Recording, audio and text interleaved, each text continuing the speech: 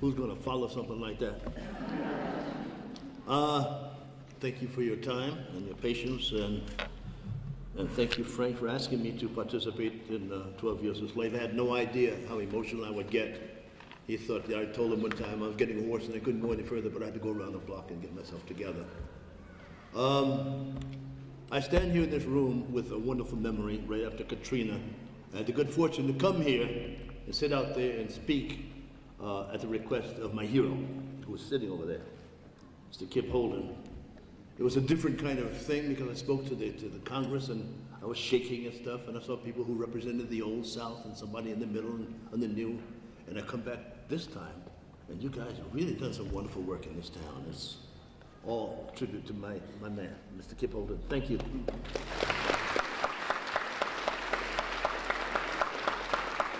I'm going to try not to take up your time because we're going to go sell us some books, right? So I'm very sensitive to that, but I have to tell you how I got here. Why are you here? I'm going to sell the book, 12 Years a Slave, the audio book.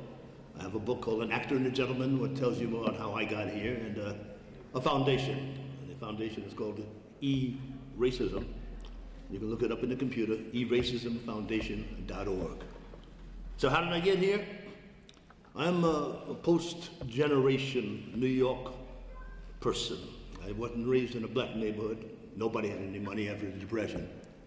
So we all were forced, whether we liked it or not, to live together in this wonderful community. If we wanted to play baseball, we had to saw off the thing from a broom and make that a bat. And we had a thing called a Spalding, and the girls had rope and chalk to play with. And we'd go bang, bang, you're dead, and if you didn't die, you didn't have faith.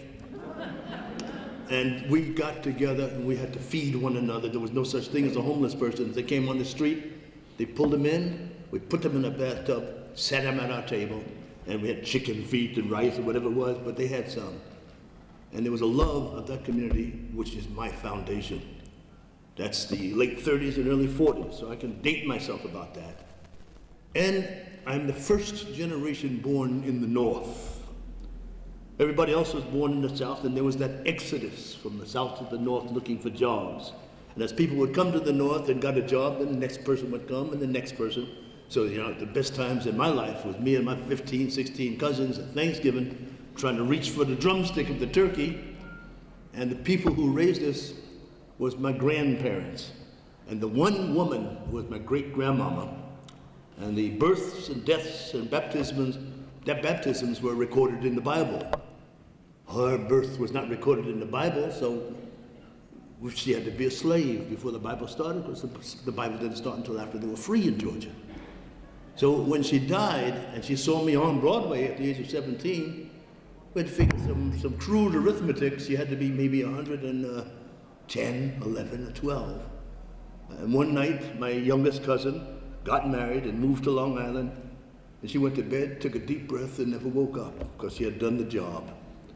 That is the mother that's the person who raised me, and I honor those women today.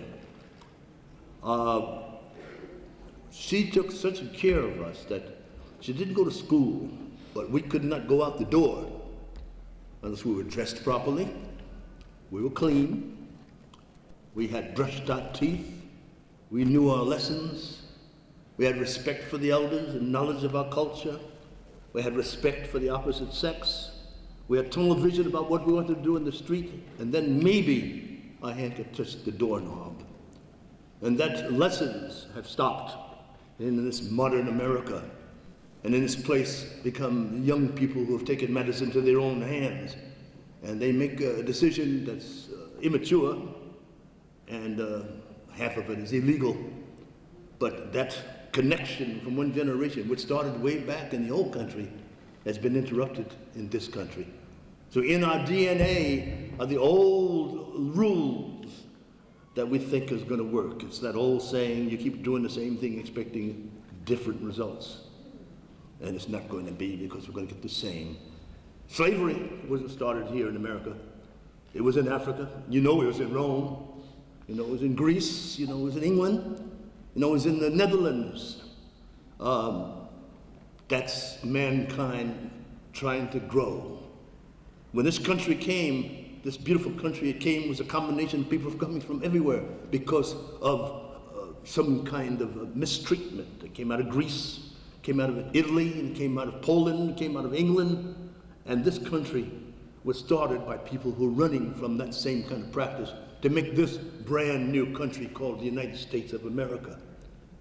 But a very strange thing happens without some kind of outer philosophy.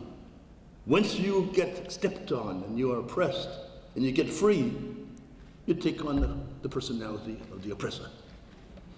That is a human thing. And even today, I have some African-American friends who are taking on the personality of something that doesn't fit. It's an ill-fitting glove. The best thing, of course, is to take the best of you and add that to the communal American pot. So, my great-grandmother never went to school. I remember one Christmas day, winter day, she was sitting in the kitchen with her two ladies, maybe well over 80 years old. And one of the ladies said, you know, I think, she was quite serious, she said, I think I'm getting a little senile. Because I went to get something out of the refrigerator and I stood there for 5 minutes trying to remember what I wanted to get out of the refrigerator. And the other lady says, you know, I know what you're talking about because I stood in my closet for about 15 minutes trying to remember what I wanted to do in there. And my great-grandmother said, you know, you ladies ought to be ashamed of yourselves. You know, I'm at least 10 years older than both of y'all, talking about how senile. And thank God. Who is it? Somebody answer the door. That woman taught me so many valuable lessons. I remember when I was 17, I had a girl on each arm and I had my Tom McCann shoes and my Robert Hall clothes. I thought I was the king of the block, and she had some railroad mill snuff. Some of you might remember. And she had a little rocking chair. And she said, come over here. She said, let me tell you something.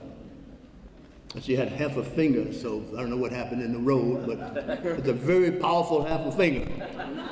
She said, God was here before you got here.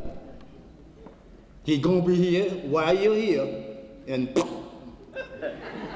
he's gonna be here long after you're gone. So you may as well calm down and let him run things. So, this is in the middle of me today. Here, after all those awards, I never forget her.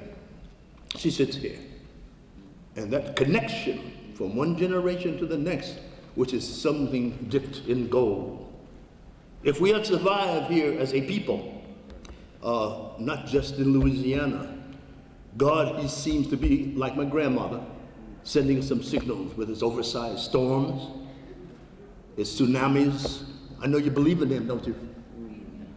So if he's sending us some signals to pay attention to this planet with its tsunamis and 20 straight tornadoes in Oklahoma and earthquakes in Japan, perhaps maybe we should drop all the other agendas and join forces to save this planet. If we care so much about this next generation, maybe we should make this planet a little bit better so they have a shot at some kind of life. So now, if the biggest problem on this planet is the salvation of the planet and its health, and the biggest commodity on this planet are our children, then maybe if we're dealing with who's on top and who's on bottom, who's got the most money, who's got the most military might, who's strong, who's weak, then we all may as well be in a 747 airplane. That plane is 30,000 feet and it's plummeting to the ground, it's about to crash. But the people inside of the plane are fighting over who's going to be in first class. So read your headlines, see if I might not be, for what it's worth, telling you something that perhaps you should think about. The generational thing is when we talk to our children, make sure we give them wonderful advice rather than passing out poisons on to them. They deserve a better planet, a better shot. Otherwise, they're going to be busy cleaning up our mess from war. We're on a conflict. We're on a place of potential war. Nobody's going to win. You can't have a whole lot of money and hide anymore up in the mountain or down in the cave. We're going to be touched. What a terrible legacy to leave our children. So let's maybe wipe the slate clean and start from scratch. How poetic would it be for us to go to Bunkie and get them to start conflict resolution from the place where 12 years of a slave began. To at least consider one another, like our president does. He gets to the enemy and let's get in the room and talk about this. Conflict resolution, the thing that this country was based upon. The words that were written in blood. We hold these truths to be self-evident, that all men are created equal, that they are endowed by our Creator with certain inalienable rights. And among those rights is life, liberty, and the pursuit of happiness. We say every day, I pledge allegiance to the flag of the United States of America. One nation, I used to call him Richard Stands because I didn't know it was one nation for which it stands. But I was young at the time, now I know the difference. One nation, under God, for which it stands. The word indivisible is in there. And liberty and freedom for all. That's the basis of our country. And then maybe we can do that by example, and the people will calm down and trust what we say. But if we drop a bomb in another place in the name of democracy, and our backyard is dirty, then we get what we get. So I entreat you, our #1 commodity of the young people. Let's make it better for them to do it. Let's have conflict resolution and get rid of the cancer of our society. All kinds of racism. It's more than color. It's the removal from existence that one of anything is more superior to anything else. Today, we need each other desperately. The window is closing. So I plant the seed in you. Let's see where we can go from here. Thank you so much for your time. Let's sell some books.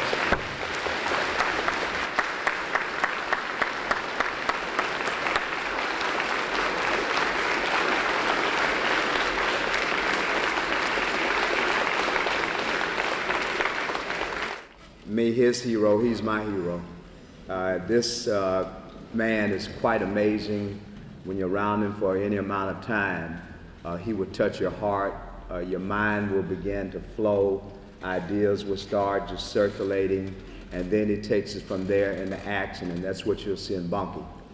I want to thank you, but also want to thank my great friend, Louis Gossett Jr.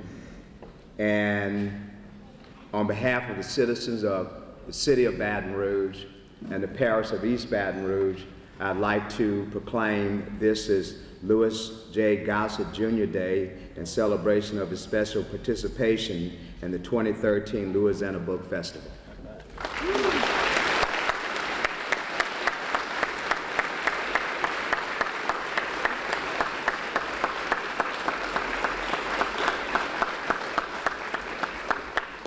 Plus all the boudin I can eat. A very moving program here this afternoon.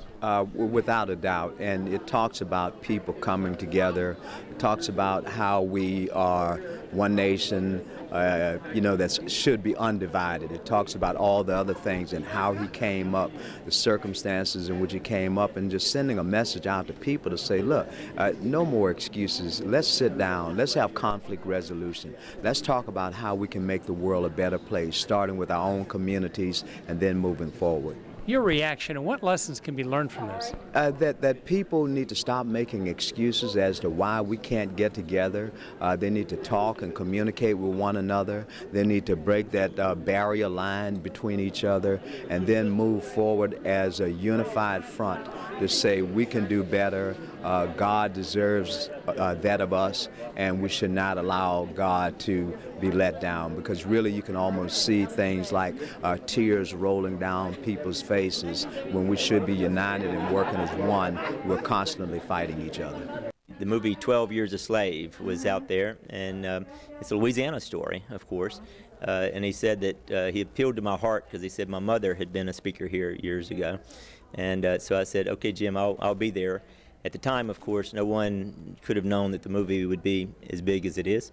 And so I'm very grateful to be here. And I have my mother's book that we republished recently, and audiobook of related to the movie that we produced with Louis Gossett. We brought Lou with us here tonight as well.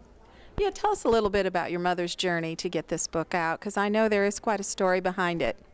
Yeah, Mom, she found that book when she was 12 years old. Her dad she hopped in the truck with her dad in 1931, and they drove from his a small planter from Compromise Plantation near Cheneyville to Dr. Hayes at Oak Hall Plantation.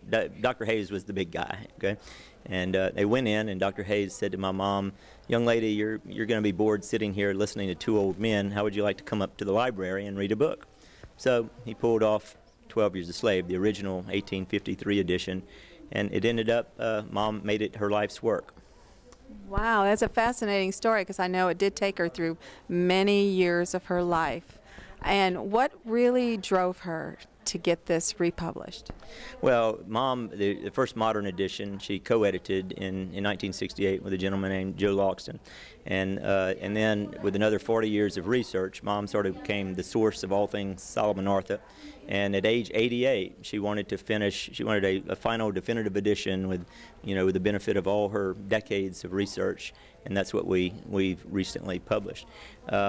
As far as, the reason, but the thing that drove her, Mom loved Louisiana history, and she loved to write about Louisiana history. And her focus was black history.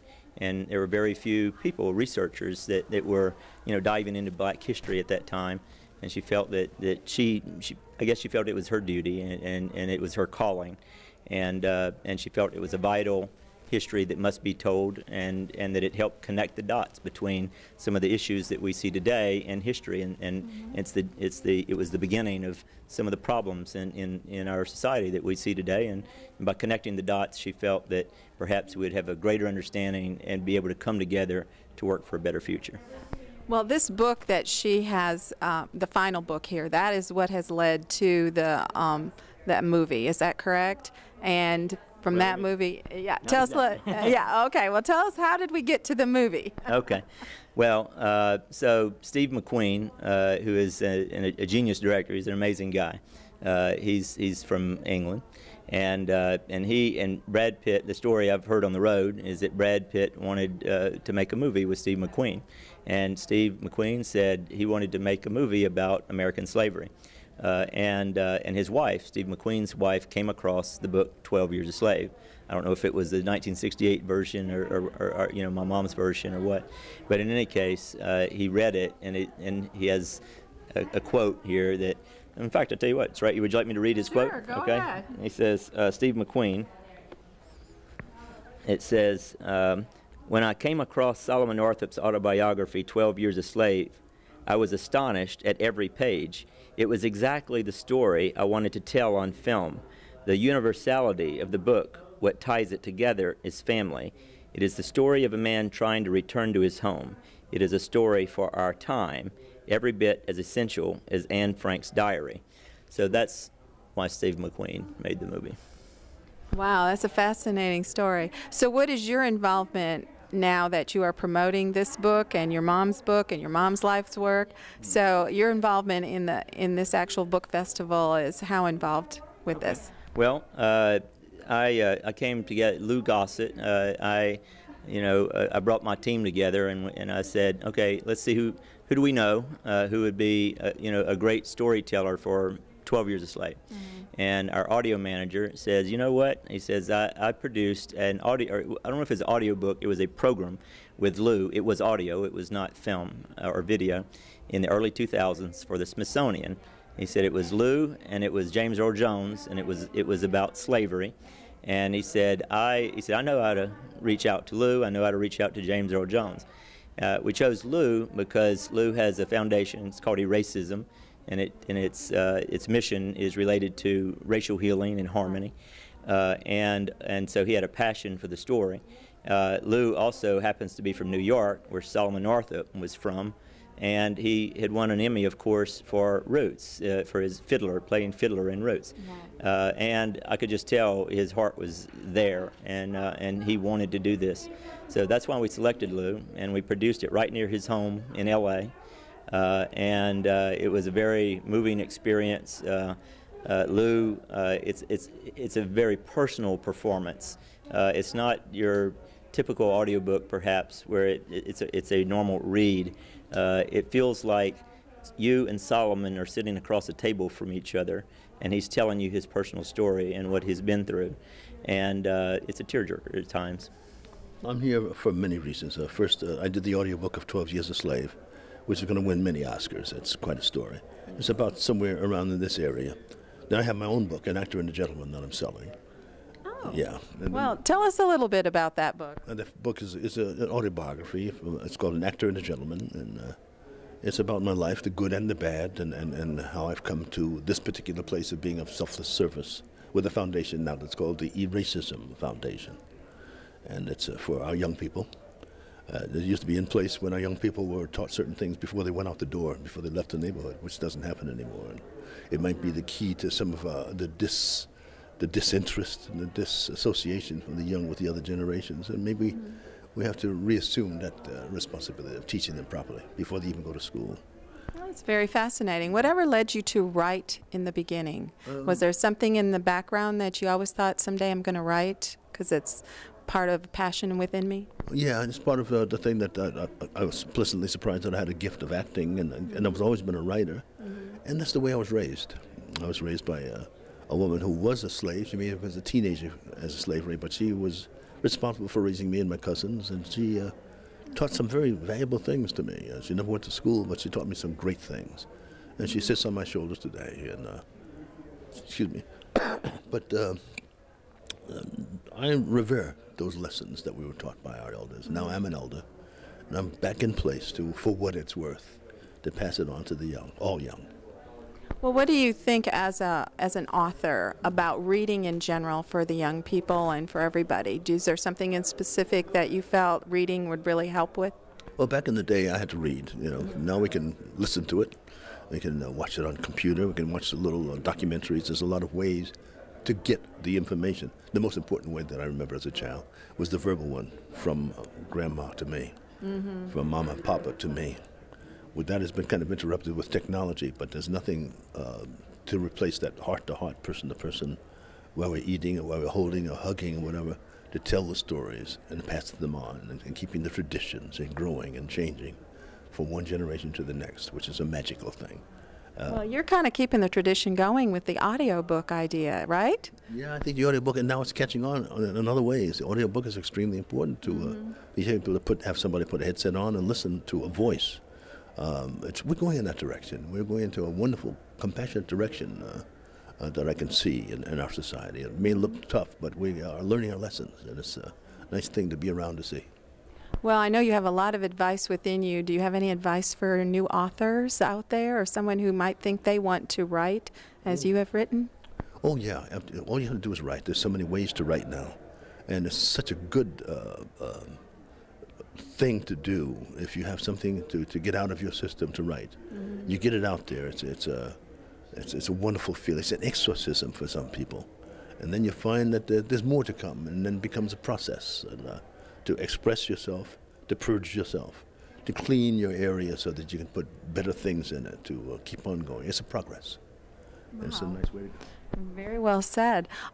Just to mention 12 Years a Slave, because I know you've done the audiobook and know the story, do you have anything that you'd like to add to that story that would make people want to go and see the movie or at least read the book, or just to do some background information on that story? Well, I highly recommend it. It's like Roots, when Kizzy and her mom were separated, and that happened. It happened during the 1800s. It also happened in Rome. It happened in England. It happened in France. It happened in Italy. It's man doing his thing. But we've come to a place now we kind of desperately need one another. So that was then. But there are elements of that here today in other ways.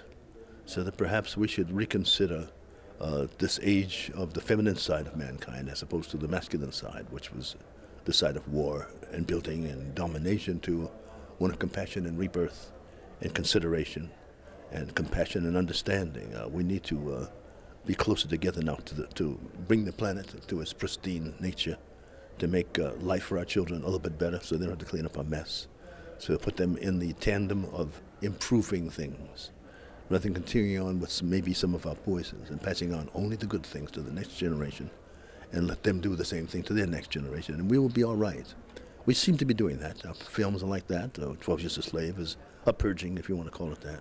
But the end result is, having seen that and known that happen, is to never have that happen on any level again.